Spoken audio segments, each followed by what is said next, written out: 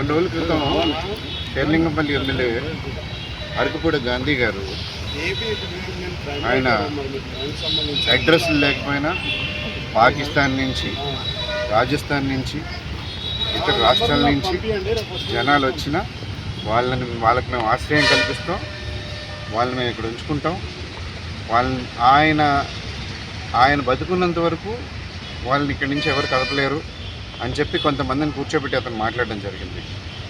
దానికి మన జనసేన తరపు నుంచి ఆయన క్షమాపణ చెప్పకపోతే ఈరోజు జరుగుతున్న సీఎం మీటింగ్ దగ్గరికి వెళ్ళి కూర్చుంటామని మన జనసేన నాయకులు చెప్పగా ఈరోజు వాళ్ళని ముందస్తు అరెస్ట్ కింద తీసుకొచ్చి ఇక్కడ కూర్చోబెట్టారు. నేను ఇక్కడ అడగాలనుకుంటుంది ఏంటంటే, ఇలాగా పాకిస్తాన్ నుంచి అడ్రస్లు లేకపోయినా తీసుకొచ్చి కూర్చోబెట్టుకుంటాం అన్న ఎమ్మెల్యేని కనీసం వారు క్వశ్చన్ చేయరు, ఆయన మీద కేసులు పెట్టరు, ఆయన మీద యాక్షన్ తీసుకోరు. కానీ దేశభక్తి కింద అతను చేసింది తప్పు, దేశ ప్రజలకి క్షమాపణ చెప్పించకపోతే మీ మీటింగ్ దగ్గరికి వచ్చి కూర్చుంటాం అన్న జనసేన నాయకులు మాత్రం ముందు లోపలేసేస్తారు. నేను అరకుపూడి గాంధీ గారిని అడుగుతున్నాను, మీరు వ్యాఖ్యలు చేసినప్పుడు దానికి క్షమాపణ చెప్పాలా లేదా? మీరు ఈ దేశంలో బతుకుతున్నారా, వేరే ఇంకేమైనా దేశంలో బతుకుతున్నారా?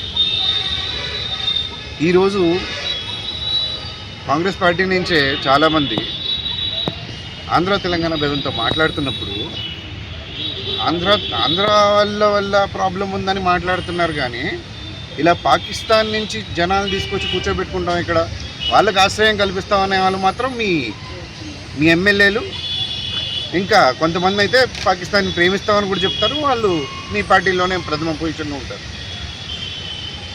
అసలు కాంగ్రెస్ దేశాన్ని ఎక్కడ తీసుకెళ్ళాలనుకుంటుందో నాకైతే అర్థం కావాలి. కానీ ఇలాంటి మాటలు చెప్పే, ఇలాంటి పనులు చేసే ఈ యొక్క పుల్వామా అటాక్, ఒక పహల్గామ్ అటాక్, ఒక 26/11 అటాక్ జరిగింది. ఎంతమంది ప్రాణాలు పోగొట్టుకున్నారు అందులో? ఒక పని చేయండి, మీరు అందరినీ తీసుకొచ్చి అడ్రస్లు ఏమీ లేకపోయినా పాకిస్తాన్ని తీసుకొచ్చి ఇక్కడ కూర్చోబెట్టుకోండి. అక్కడ మాత్రం బార్డర్లో మన సోల్జర్స్ వాళ్ళ ప్రాణాలు అర్పిస్తూ ఉంటారు మీకోసం, మీలాంటి ఎమ్మెల్యేలు, మీలాంటి నాయకుల కోసం. కొంచెమన్నా సిగ్గుండాలి నిజంగా. ఓట్ల కోసం దేశానికి ముప్పు తెచ్చిపెట్టడం ఏంటండి?